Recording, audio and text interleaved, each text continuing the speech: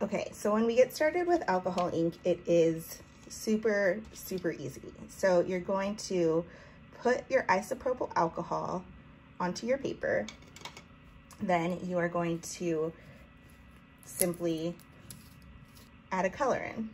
So I'm gonna go ahead and add Stream, not Steam. And you can see how it's really just sitting there because we haven't done anything to move it around. So that's where we get the air to gently come in and start moving that color around. Before we dive into the tutorial, you're probably wondering what sort of supplies you need to get started so you can follow along. My name's Theresa Haddow, and I'm so excited to be part of the Pigeon Letters design team. Let me show you the stuff that I'm working with this alcohol ink tutorial. It's so much fun.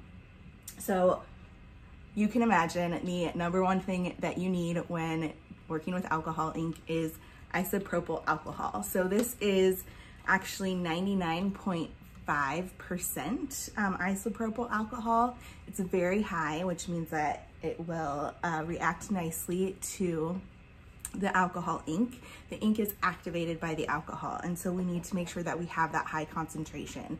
What you get at the grocery store or pharmacy is usually about 70 or 80% isopropyl alcohol. You're gonna want to make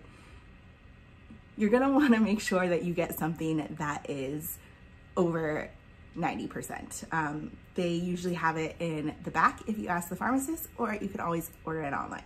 I'll make sure and link everything below so it's super easy for you to get the supplies.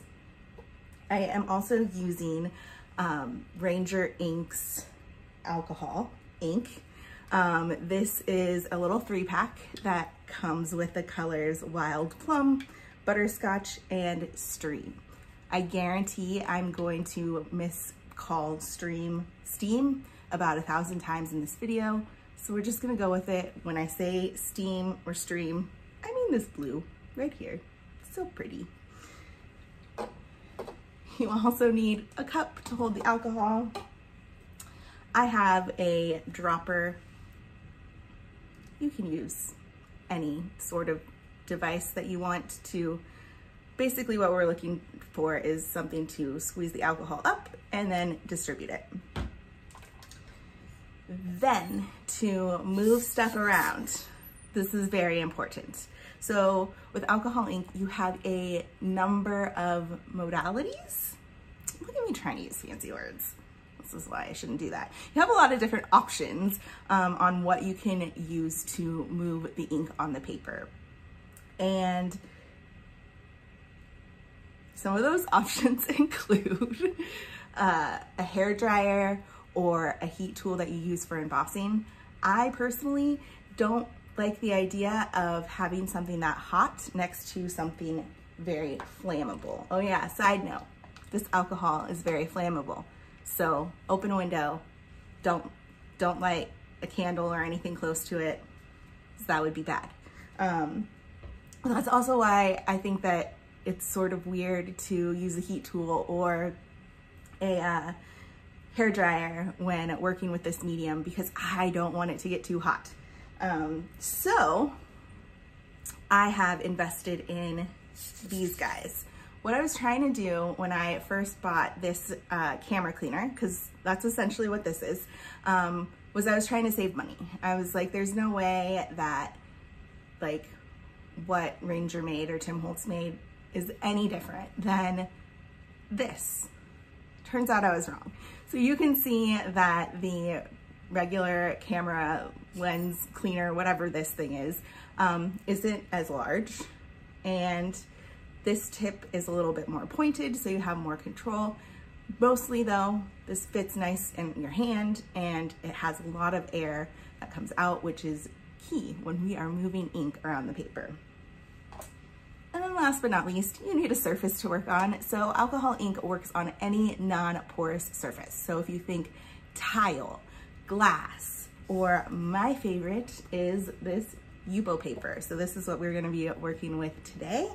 And that's enough of me talking. Let's go. So I'm gonna go ahead and add Stream, not Steam. And you can see how it's really just sitting there because we haven't done anything to move it around. So that's where we get the air to gently come in and start moving that color around.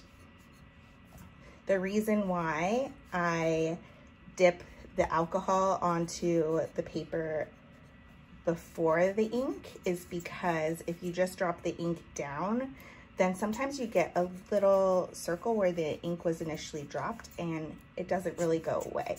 It doesn't necessarily look bad, but it's just not a style that I like. So you just sort of watch the colors move and play as you expand where the alcohol was, and you can sort of push the color wherever you want. So like you can see if I wanted it to move a little bit down towards this way, I could push it.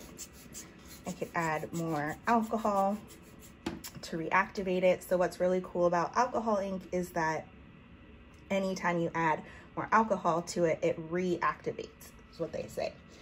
So I'm gonna go ahead and show you what it's like when the colors blend. So I have a little bit of alcohol on the top of the page. I'm gonna go ahead and add a little drop of the wild plum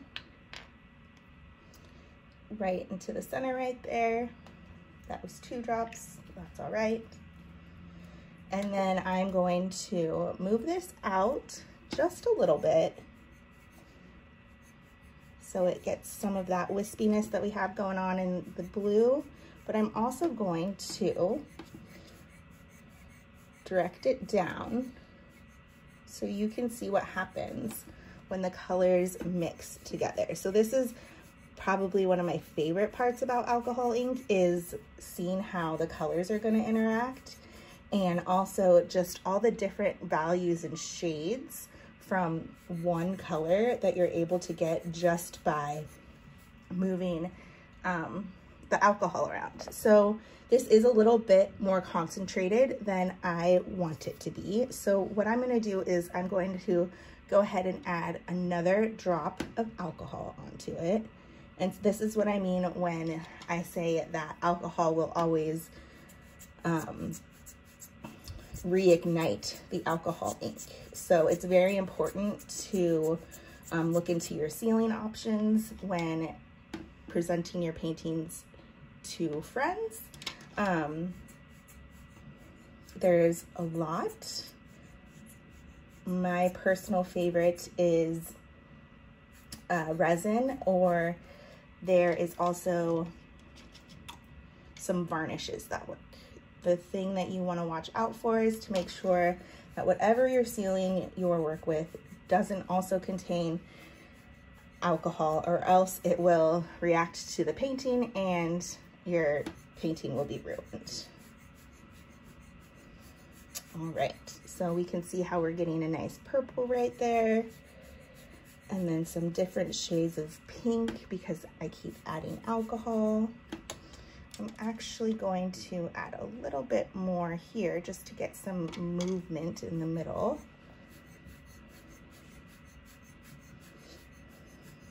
I love doing these paintings because whenever I do them on like a live stream or anything, my friends will come on and tell me the things that they see as the piece is forming, and it's kind of like when you're looking at clouds as they go by and you're just trying to see the different images in it. It's just really fun.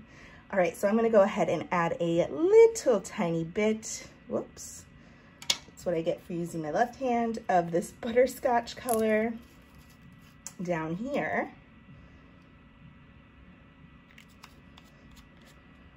And I'm going to push that up and out because I want to see what it looks like when it mixes with that blue, but I also want to enjoy the butterscotch by itself. So I'm gonna make those two work together a little bit more, and I'll come back and visit it.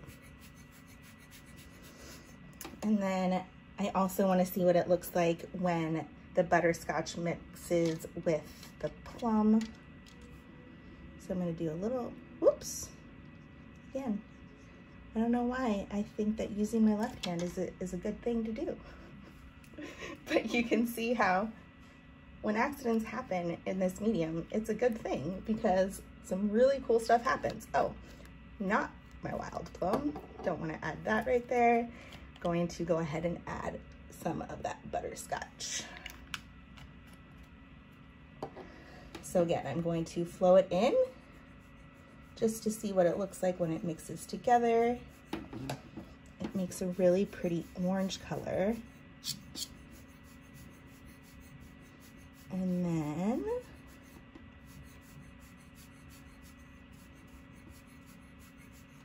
now we're just playing and seeing.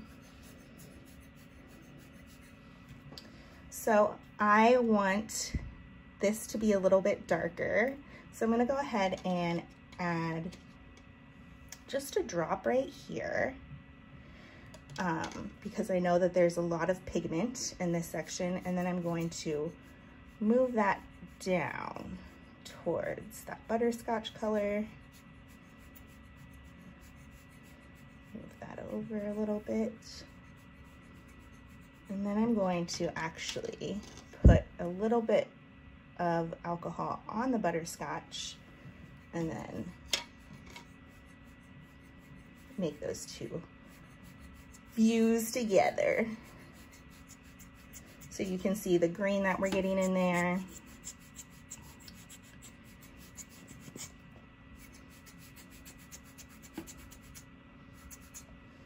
And I'm gonna go and do the same up here, just to get a little bit more of that orange that we're going for, so we can really see what it looks like when these colors are mixed together.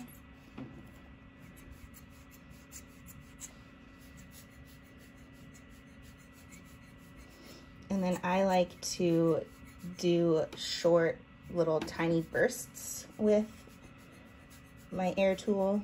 You can also do long ones, but it tends to make it so that there's like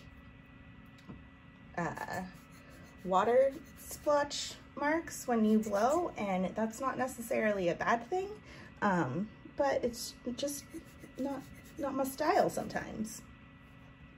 All right, so we have a alcohol ink print, and what we can do with this now is it dries very, very quickly. Like this section right here is already dry. So we can wait for it to dry. We can hand letter something on top of it, or we can simply seal it and gift it to a friend. So I hope you enjoyed this tutorial, and I can't wait to share more fun things with you as part of the design team. All right, friend, I hope you have a good day. Bye.